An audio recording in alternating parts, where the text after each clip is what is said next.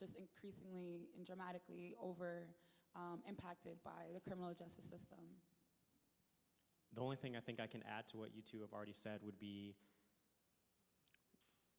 clinical research should not be a prerequisite for decriminalization, because that doesn't make sense. We already know that that's not required for all substances. I'm pretty sure the FDA has done lots of studies on tobacco products and found that they're not very safe, particularly with long-term chronic use, but yet they're not prohibited, right? So I know I'm pointing out a hypocrisy that we've all thought about and that we all think.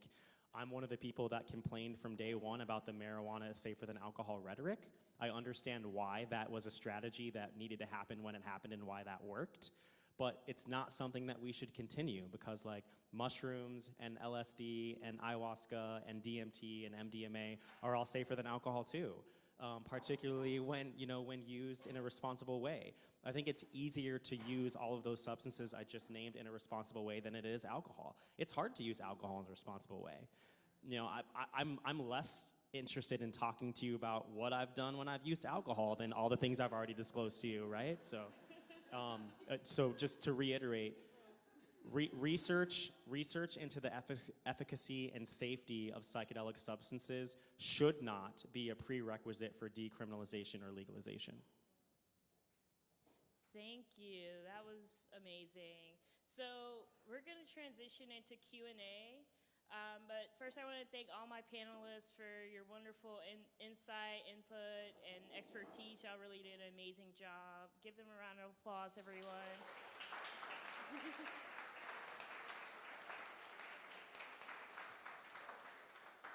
So we're going to be moving into Q&A. I'm going to have my Q&A folks manage the mics.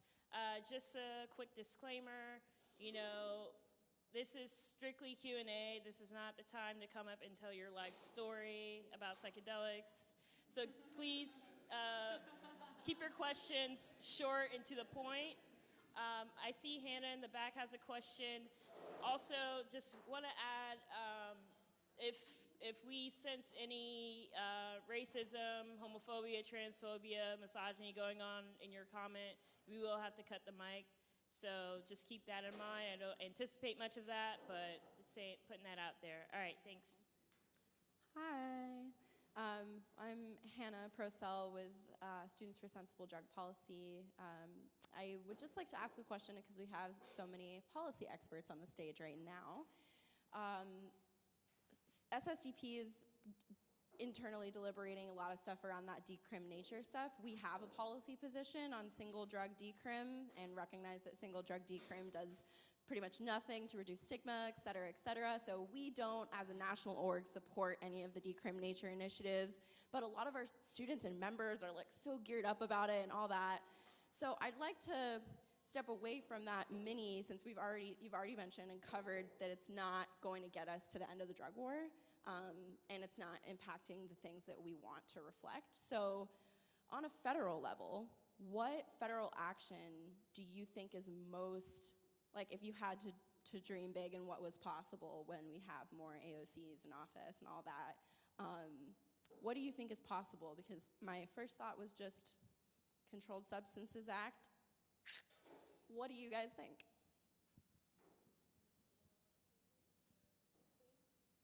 Yeah, basically decriminalizing drugs on the federal level and then also encouraging states to do the same because you have to do it on both levels. But I mean, there are plenty of ways to incentivize states to do this, and then also leading the way on the federal level by doing it.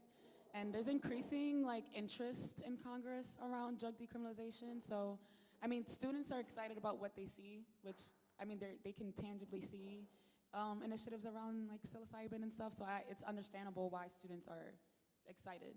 But I mean, I'm predicting in the next, few years at minimum, folks are gonna have way more tangible seeings of drug decriminalization happening in the US. If Mount Rainier ends up decriminalizing all drugs, and thinking about how Baltimore doesn't prosecute marijuana crimes anymore, those are steps, that's effectively decrim. When we see prosecutors, these progressive prosecutors across the US, saying they're gonna stop prosecuting, drugs. The point is to push them to think about all drugs and not just marijuana, because folks are usually starting with marijuana. But again, when we stop exceptionalizing a single drug, we can finally actually just talk about drug use in general, and get people to consider the fact that penalties for drug use, no matter the drug, is the problem and not the drugs themselves. They're neutral. So, I mean, we're gonna see momentum around drug decrim far more than just in our silos.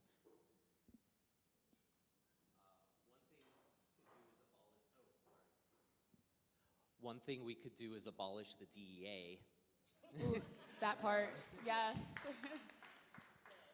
Now that abolish ICE has caught on, there are a lot of people who've been arguing for years that really the DEA doesn't serve any, really shouldn't exist.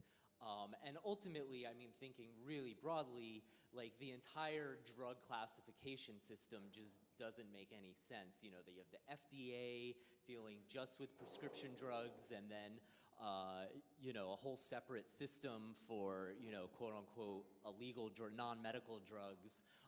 Ideally, there would be some sort of like new regulatory agency for like drugs that people have used for a long time and are relatively safe, but aren't going to be turned into prescription medicines. New Zealand tried to do something like that a few years ago with all the new synthetic drugs that are coming up, the NPS.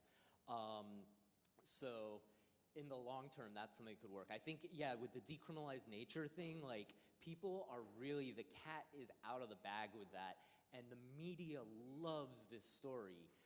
So I think it's inevitable that people are gonna do that. I think, it's helpful to at least give like, a list of requirements. Like if you want us to support you or at least not oppose you, like here are the things that we would want to see in a particular proposal.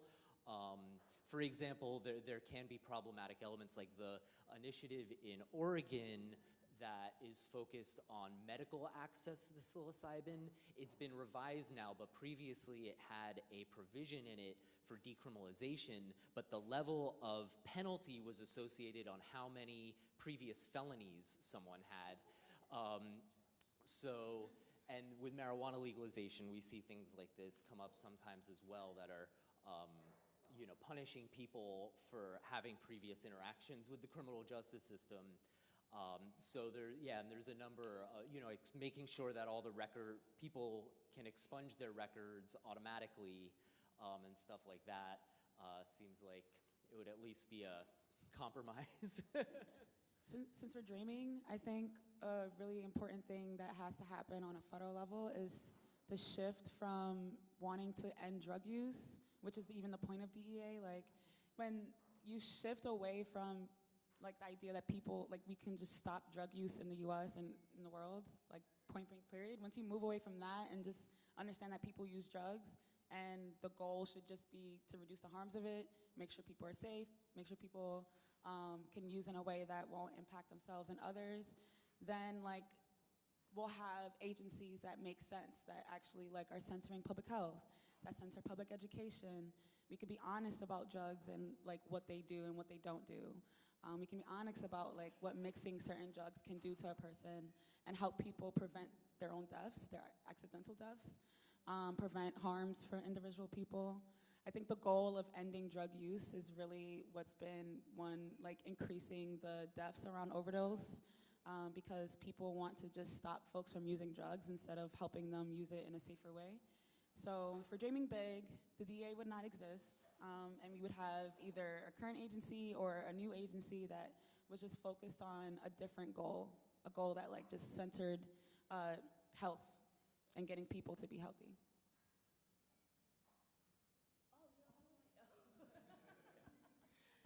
I didn't think I had an answer at first because my answer was yours, which is repeal the Controlled Substances Act of 1970. But I started thinking about if we were able to do that, what would happen afterwards. And I just wanted to pinpoint something, which is we should be skeptical of let's end federal prohibition, but still because we want to let states decide. That to me is like a huge dog whistle. Like neat when a conservative is like, well, I think we should let states decide about marijuana. okay, I guess, but most people who are incarcerated in state correctional facilities, not federal ones. So I don't know how much that helps us. Like, does anyone here trust Mississippi to stop? Well, I don't even want to. I shouldn't just go straight to the South. Does anyone trust any state, right, to not keeping drug prohibition going? I mean, because Mississippi was the first or second state to decriminalize marijuana in 1977. So, like, I bet you didn't know that. Maybe you did. I don't know. You guys are a smart room. But I'm just really skeptical of that. Let's let states decide thing, because that to me is just not. That's also not going to work. And I always criticize like our social movements when I feel like they fall short, and I don't want you guys to think that we're not all doing amazing work and like making progress. But in the same way that like we have to focus on local and state correctional facilities, not just federal ones, for the reason I already mentioned. Similarly, it's at. I see, we abolish ICE, abolish DEA, yes.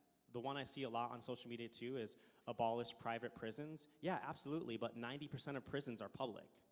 So like we could abolish all the private prisons and let everyone go, and we'd still have 90% of the prisoners in there. So we need to abolish public prisons too. We need to just, it's possible to have a society without prisons, and that should be ultimately our goal, so. So I noticed there's a line forming. Does that work for you, or should we? Yeah, we have time. I'll let you know when we have like 5 minutes. Okay. Thank you for a wonderful conversation. My name is Alex, and I'm with the Penn Society for Psychedelic Science. We're a student group at the University of Pennsylvania dedicated to the philosophically motivated study of psychedelics and more broadly consciousness. And so our primary focus is on the science of non-ordinary states of consciousness and the clinical applications of psychedelics, but we recognize science integrally, fundamentally has a community and social component to it. So my question is, how do we most effectively, as a psychedelic student group, enrich the lives of the community around us in safe and responsible ways, either from a clinical standpoint or a drug policy standpoint?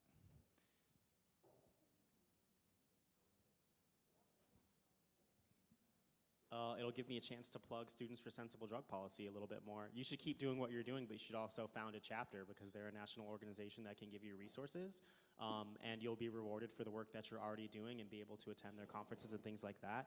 So there are two answers to your question that I think SSDP has been answering or is trying to answer, and I'm full disclosure, saying this as somebody who worked there for 4 years and also was a member when I was a student. They have a peer education program, which is basically trying to replace the shit that we learned in DARE with real information. And I think that has to come from peers, and it sounds like you think so too, because that's what you're doing. So engaging in peer-to-peer education, it's not just about sharing the substances themselves to enrich your community and heal your community. It's also about helping them unlearn all of the wrong information they've been told and helping them learn the true facts. And then the other track here that SSDP is engaging in, and I understand they just received some funding for a really exciting thing that I don't think anyone else is doing, which is creating a psychedelics pipeline. There's no career path for people who want to make a career and make a living out of using psychedelics to heal themselves and others. And I think it's really exciting the work that SSDP is pioneering to do that. It sounds like you're doing that too, so you should join forces. Anybody else? Did we answer your question? I guess I'd just emphasize what I said earlier, that, yeah, getting involved with non-psychedelics issues in some ways, I think can be the best way of being a sort of ambassador and like creating synergy. Maybe, inviting people from the, people doing criminal justice reform work on campus, who are engaged with those issues, people who are doing public health and harm reduction work, and bring them in and try to cross-fertilize there, so it's not like just the psychedelics enthusiasts talking amongst themselves.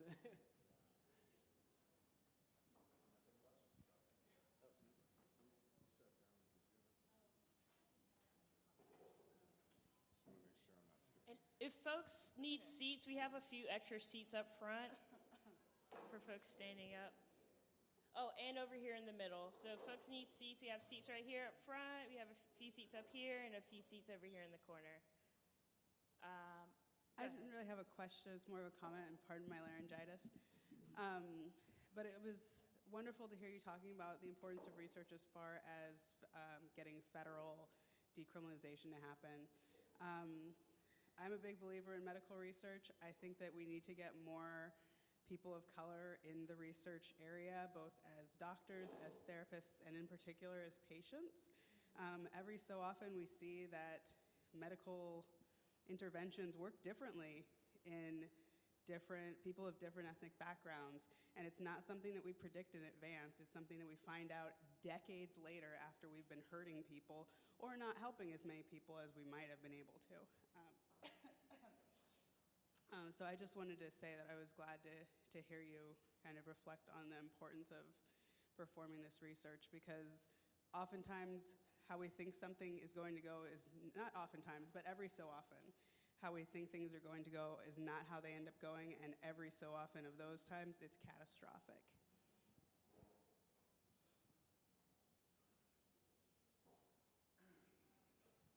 Hey, my name is Farhan. This is awesome talk. Scott's a cool dude. I have a comment, and I'd just love your opinions on a thing. So I just went to Burning Man for the first time, and it was one of the things I really liked about it was there was like this whole concept of decommodification. And, you know, I think one reason plant medicine psychedelics work is that there is a culture that is like sometimes devoid of decommodification, or at least there's like, it's kind of integrated. And I know we kind of talked about alcohol and how, like, you know, there's all these cultural signals that we get that we should be doing alcohol maybe at certain ages and the effects of alcohol. And I think about how much of that is maybe due to the commodification of alcohol. And as we're on this like legalization train with all these other substances and plant medicines, it's like, how do you kind of keep this space open so there is still that culture, but without decommodifying it? Because I have this like weird fear of like a future where people are doing these great substances, but then they're doing them and there's advertising around them and they're doing them in these settings. And I think about the interplay between that and the culture. And so that's just my comment. I'm just curious what you guys feel about that. I have an answer, but I want to say before I give it, thanks for bringing up Burning Man, because it's through the burner community that I've entered this space the most frequently, either just for attending other events or meetings or just whatever. And the reason I'm bringing this up is because for anyone out there who's listening, whether you've ever been to Burning Man or you plan on going, please stop saying that black people don't like to go camping and that's why they're not at Burning Man. The reason certain communities are not at Burning Man is because it takes a certain amount of privilege, specifically economic privilege, to be able to afford to go there. So like, if you think that black people don't like to be outdoors or whatever, you can just miss me with that bullshit because it's not true. So please stop saying it. So I think you sort of nailed the answer to your question a little bit, or in your comment when you talked about decommodification. I think the answer to your question is, how do we move forward without commodifying these things? The answer is to stop pretending like money is real and to end capitalism. We live in a global society where there's no technical reason whatsoever why there would be any single human being that would be going without food, water, and housing. The things that disallow us to be able to take care of every human and indeed our fellow species in an equitable and responsible way is our unjust economic system and everything that comes along with it. So the answer to your question is to help people understand that money is not real. Whenever someone says, especially now that I'm an elected official and I'm 1/5 of a city council that deals with a $7 million a year budget, when people are like, where's the money gonna come from for that? Money doesn't come from anywhere, and it never did. Does that mean that we shouldn't use it as a substitute for bartering because it's convenient? Absolutely not. But the idea that I can go and buy groceries to feed myself, but somebody who's sleeping on the sidewalk in DC can't do that, what's the difference between me and that person? It's that there's numbers in a computer somewhere that are assigned to my name. That is utterly senseless, and we need to stop doing that, not only with psychedelics and drugs, but with everything. Housing, food, you name it.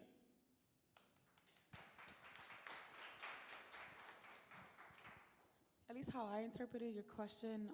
It brought up for me the idea that like when we're legalizing and decriminalizing drugs, that like people are just going to be using it at like astronomical rates, like way more, which is actually a thing that folks in the opposition tend to lean in on, like this fear that legalizing means that, you know, let's say we, you know, decriminalize heroin, everyone's just gonna wanna go do heroin, which is just not true. People use drugs and they don't necessarily use it because it's legal or not legal. Legalizing actually is a whole different dynamic that it does for communities and individuals. It's not like, you know, legalizing it is just gonna make it so people are just gonna wanna use it. People who wanna try it and wanna use it are gonna do it regardless. So, I mean, the culture around destigmatizing drugs does involve drugs being more present.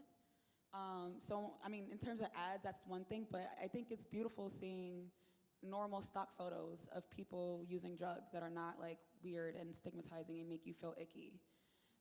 It's just something that we're not used to seeing, like comfortable, regular pictures and regular images and just visuals of people using drugs that are not alcohol.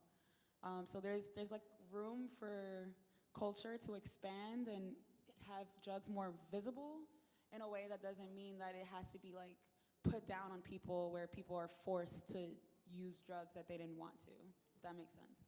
Oh, real quick, I know we're short on time, but you, again, sparked something in me, which is like, I remember seeing something recently that was like, so there shouldn't be prerequisites for access. I know we've already made that point, but I remember seeing something recently that was like, how suburban moms are using CBD yoga to be better parents or whatever. And you're like, well, what about the brown woman who doesn't ever want to have kids and doesn't do fucking yoga? Like, she should be able to use CBD too. So that should go for these other substances as well. I just see us going down this track of like, you need to be able to check these boxes in order to have access to this substance, and that's just not gonna work. It just isn't.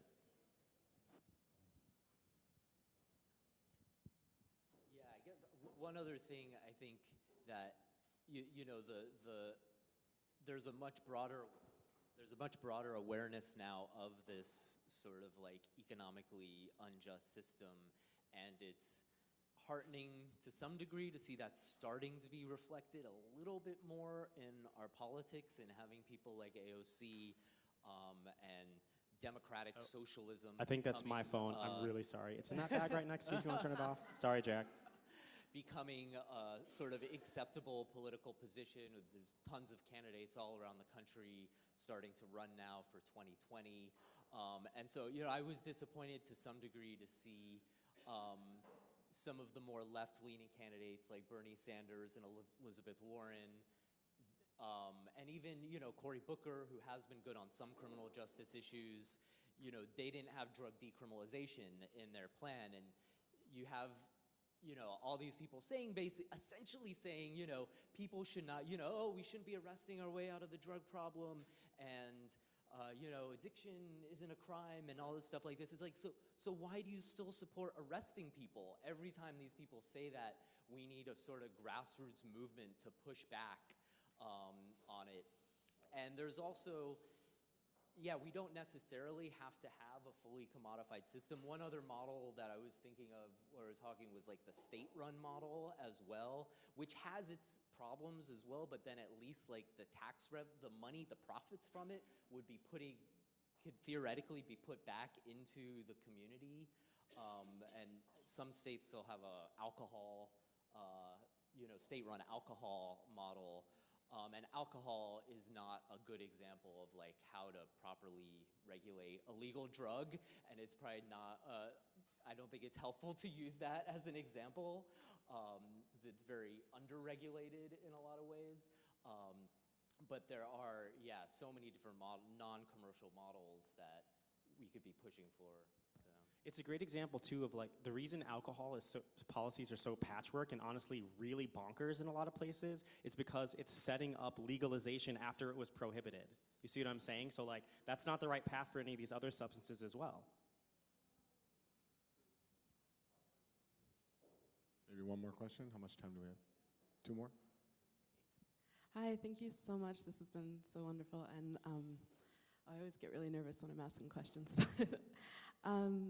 So my experience in terms of like activist work and fighting for decriminalization actually started with my experience as a sex worker and sex worker activism, and I've always been struck since I sort of became more involved in the psychedelic world and the drug policy reform world by how many parallels there are between those movements, and always wishing there would be more intersectionality and kind of like integration, because there's so many lessons that we're learning in both those spaces that we can learn from.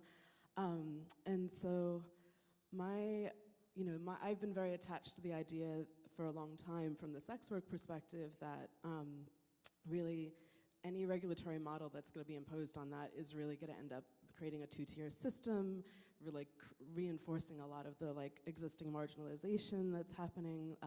And like for sex workers' rights, we see New Zealand as like the gold standard of like just complete decrim and taking any of the penalties away. And then I was kind of struck by the idea, I think Jag mentioned like, or Scott, or I don't know, we were talking about like how the quality control of actual substances and how decrim doesn't solve that. And then I was just kind of like sort of trying to circle around in my mind how to reconcile the fact that I really do feel like I don't trust any regulatory model coming through the state to not like impact people who have already been heavily impacted and really like undo centuries of really messed up systems that really have such messed up origins. And like even like sex work laws and anti-trafficking laws are rooted in like racism and like moral panics around black male sexuality in the late 1800s, and that's why we have the laws we have today. So I just feel like there's so many parallels there, and I'm just curious. Yeah, I guess, I don't know. I think there was a question in there somewhere, sorry. Well, I thank you for that. I think what you're basically asking is how do we reconcile our distrust of the state given the history of harm with the fact that we want to change the policy? How do we reconcile that? Is that Thank you, yeah. Okay. Maybe by, how do I say this? The idea, so the theory behind the need to regulate drugs, or the state to regulate drugs, seems to come from the ideas we need to regulate it to make it safer. Here's why I think that's probably or almost certainly wrong, because that type of thinking gets you a president saying we need to ban flavored vape devices because 5 people died. Neat. More than that number of people die from gunshot wounds every 30 minutes, right? But there's no talk about the state regulating guns because they're dangerous. So we need to get away from this idea that regulating a substance is therefore going to make it safer, that regulating sex work by criminalizing it's going to make it safer. The most dangerous thing about sex work is that it's prohibited, right? So.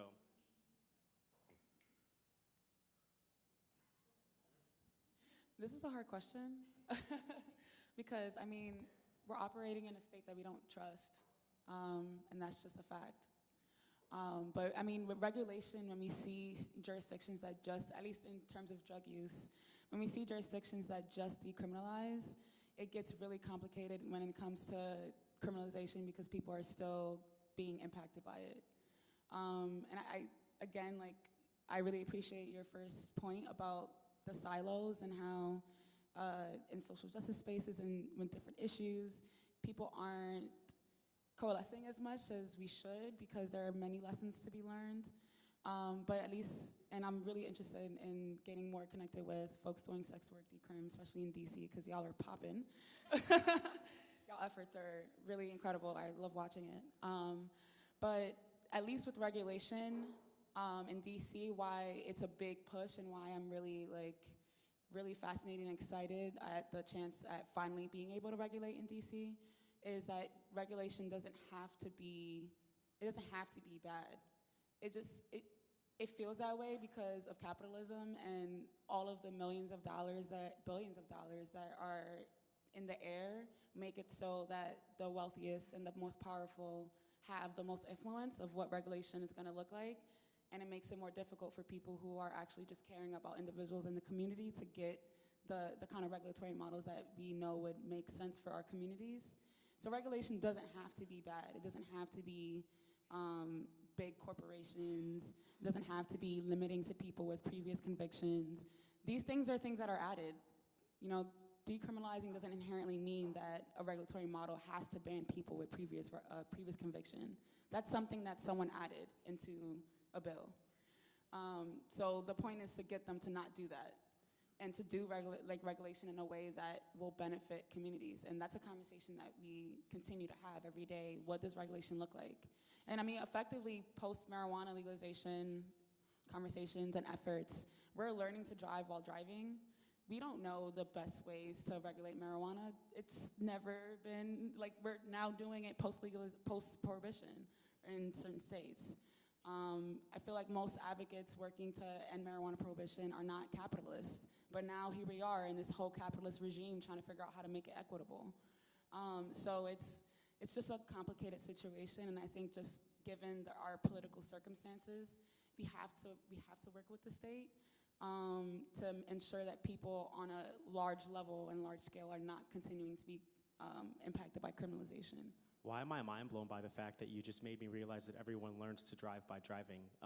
But I just wanted to say that if anyone's questioning whether or not decriminalization has blind spots, even if it comes from the grassroots, Denver decriminalized psilocybin mushrooms through a lowest law enforcement priority on the same ballot where it defeated a measure to decriminalize homelessness by a margin of 2-1.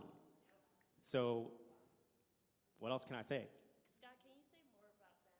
Like what it means for that other ballot to not have gone? Sure. I want to give other people a chance to answer questions too. Thank you. Why am I moderating the moderator? That's ego. I just wanted, well, here's the shortest answer. My most recent episode of Prohibited, a podcast about prohibition, is about this very thing. I interview a homeless service provider who also works at a syringe access program in Denver who is working with homeless folks every day for a living, and we have about a 45-minute long conversation about how this happened at the same time. So my shortest answer is to just please go listen to that, and hopefully at the next Empyrean conference, we can come back with some experts and like do a panel about it or something. Sorry if that wasn't helpful. Just real quick, in an ideal world where we can trust the state, like we should be able to access drugs that are not tainted, that don't have, you know, adulterants in it. And like that's why when we talk about like drug safety and making sure that like drugs are pure, ideally if your state actually cared about you, and they, you know, operate in a way that like benefit the people who live in that state, like as a nation, we should be able to trust the fact that we should be able to access drugs that are not adulterated, that won't kill us. Because like people are using drugs and dying accidentally. And ideally the best way to make sure that that does not happen is through the state. And it's just unfortunate that like we have to have this distrust with the state.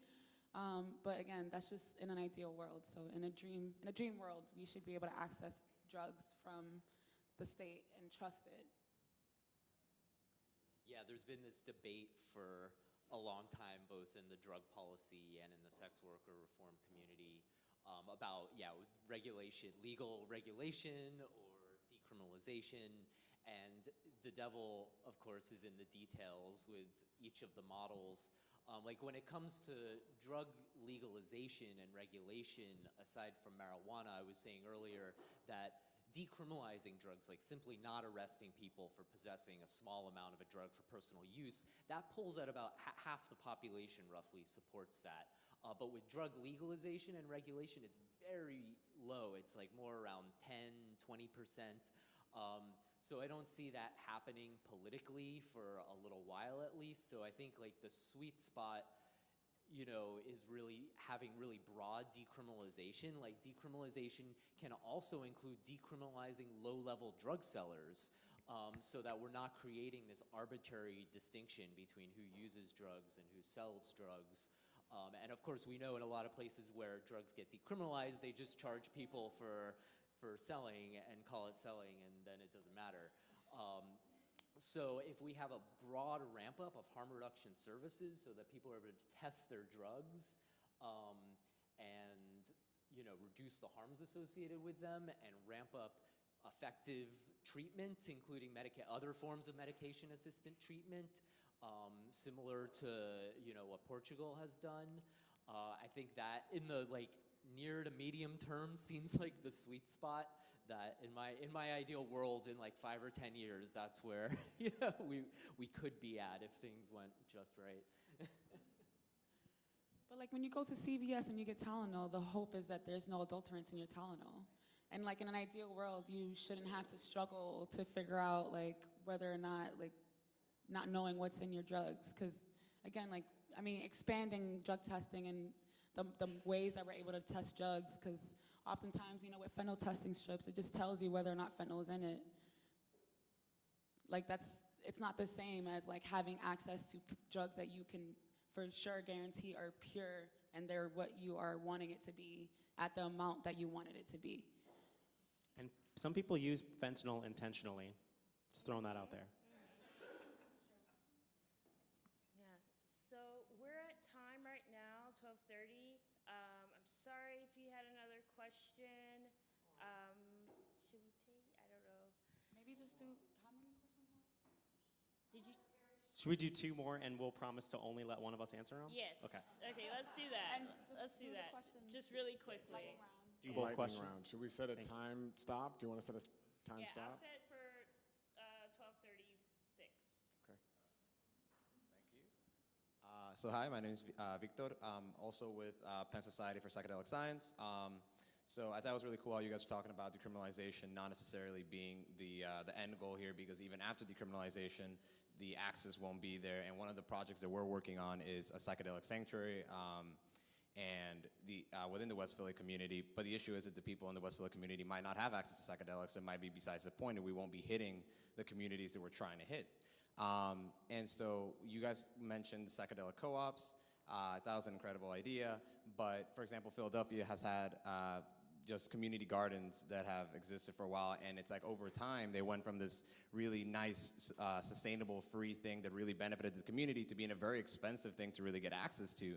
And this is still like a co-op community garden, but it's not something that the local community really uses. It's mostly like become like gentrified in a way. So how do you advise us moving forward with expanding access in West Philadelphia or any city really with things such as psychedelic co-ops? How do we prevent them from becoming eventually gentrified concepts? And how are there any other alternatives to psychedelic co-ops that you would advise for increasing access to psychedelics? And then your question. Hi, Betty Aldworth, Students for Sensible Drug Policy. Thank you so much for the invitation into this space and to learn from all of you. I'm really excited to be here today. 2 quick things. First, best thing that happened to me at Burning Man was stumbling upon and then being able to join and march with a Black Lives Matter protest, which was very, very cool to see that kind of protest happening in that space. Second, I am currently working on a demonstration project to answer a lot of these questions. We are developing a drugstore where we will create a comprehensive model for how one goes about appropriately regulating drugs, removing barriers to access, providing people with the information that they need, and removing the poisons from the drug supply. It's one of the most exciting conceptual pieces I've ever worked on. And what we would like to do, if we get this thing funded, is actually open a pop-up retail store, an immersive art experience where people will go through the process of what it would be like to buy legal and regulated drugs. And if we are able to create this project, we will be able to set a benchmark for the incremental step before the destruction of capitalism that will allow us to bring these visions to life. I'm working with a global network of about 3 or 4 dozen experts in drug regulation on creating this model and making sure that it's based in great science. And my question is, will you participate? Will you join us? Will you help us make this as good as it can be? We've got this amazing opportunity, and we also recognize, my co-creator and I, that we need your voices involved in answering these questions. So catch up with me this afternoon. I'd love to give you my card and continue the conversation and let you know, too, that we are completely committed to, if we get this thing funded, hiring people who represent directly impacted communities. So there might be some opportunities if I can just find that money. So thank you for the opportunity to say that out loud. Thank you. So for the first question, when do you guys want to take that? I don't know if this answers it for you, Victor. I'll be really brief in case someone else wants to say something. Yeah, we have 1 minute. I'm convinced that any of the benefits that we as individuals experience from using psychedelics are not exclusively found there. So what are the other pathways to achieving the same outcomes? And if you can't provide psychedelics to people in the communities you're trying to hit under the current regime that we're in, maybe you can find other pathways to helping people come to the same healing outcomes, because psychedelics is not the only way to do it. And for Betty's question, I would say yes, we love to connect. It sounds like a great innovative idea. So definitely let's connect with that. Thank you, everyone. This concludes our panel. Thank you so much, Jack, Queen, Scott. Thank you all. So I'm just gonna make a quick announcement about lunch. We have lunch served buffet style over here.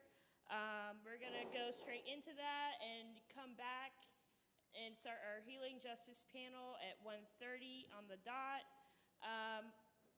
Please be mindful of how much food you're taking, because we got a little bit more people than we expected, so just keep in mind that other folks are here, so don't take all the food. And yeah, enjoy. Thank you guys so much.